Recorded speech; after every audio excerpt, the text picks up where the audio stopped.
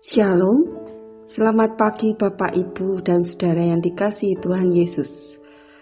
Bagaimana kabar hari ini?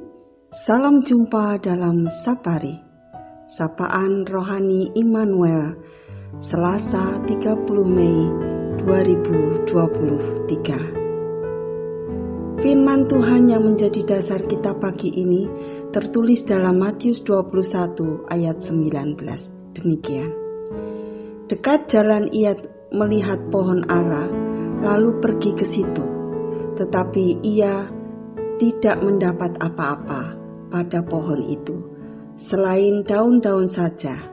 Katanya kepada pohon itu, "Engkau tidak akan berbuah lagi selama-lamanya." Dan seketika itu juga keringlah pohon ara itu. Bacaan di atas menceritakan tentang Yesus dan murid-muridnya yang berjalan dan menjumpai sebuah pohon ara, tetapi hanya daun-daun saja yang ada, tak ada buah yang dihasilkannya. Mungkin lebat daunnya, tetapi daun-daun yang lebat itu tidak sebanding dengan hasil buah yang lebat pula, bahkan tidak dihasilkan buah sama sekali. Pada akhirnya Tuhan tidak dapat menikmati hasil dari pohon ara itu. Banyak di antara orang Kristen mengutamakan penampilan fisik, ketenaran dan kepintaran, segala kelebihan yang dipuji banyak orang. Dengan daun-daun yang rimbun, aktivitas-aktivitas rohani dilakukan untuk mendapatkan pujian dan hormat dari orang lain. Dan diharapkan ada penilaian bahwa dirinya terlihat lebih rohani. Mungkin hal itu untuk mengatasi ketidakpercayaan dirinya, sisi negatif hidupnya, hanya untuk mengatasi kesepian karena anak-anak sudah tidak memerlukan perhatiannya lagi. Sementara ia telah memasuki masa pensiun atau purna tugas. Atau anak-anak muda juga telah berpisah dengan teman sebayanya yang telah lulus dan bekerja di lain tempat. Kondisi-kondisi inilah yang membuat rohani seseorang rapuh, dan bagaimana mungkin ia dapat berbuah. Menolong dirinya sendiri saja susah, apalagi menolong dan memperhatikan orang lain. Jika tanaman hias, tanaman itu akan menyenangkan hati penanam atau pemiliknya ketika ia mempunyai daun yang rimbun dan bunga yang indah. Tetapi jika seseorang menanam tanaman buah, ia pasti akan mengharapkan tanamannya berbuah lebat dengan buah yang manis dan banyak, seperti yang diharapkannya.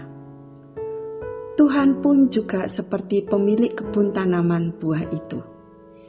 Ia ingin kita semua berbuah.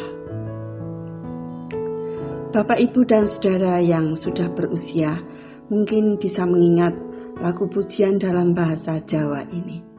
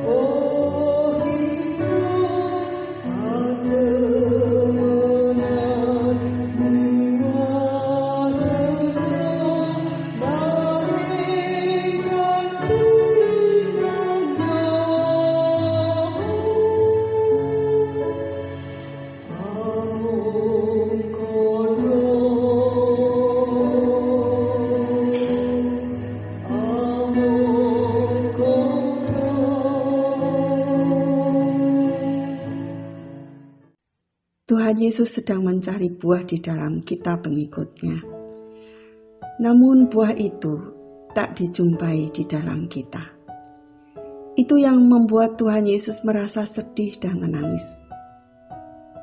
Betapa banyaknya kita yang sudah mengikut Tuhan sekian tahun, sekian lama, hanya menghasilkan daun dalam hidup kita.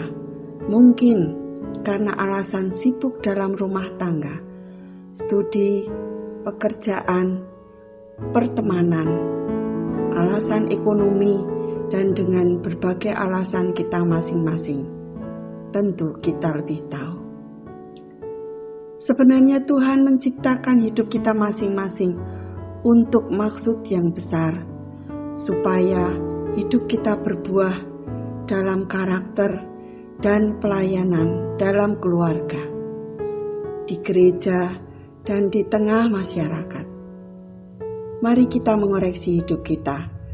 Firman Tuhan hari ini menegur kita untuk tidak menghasilkan daun-daun saja, tetapi buah untuk menyenangkan hati Tuhan dan menjadi kemuliaan-Nya.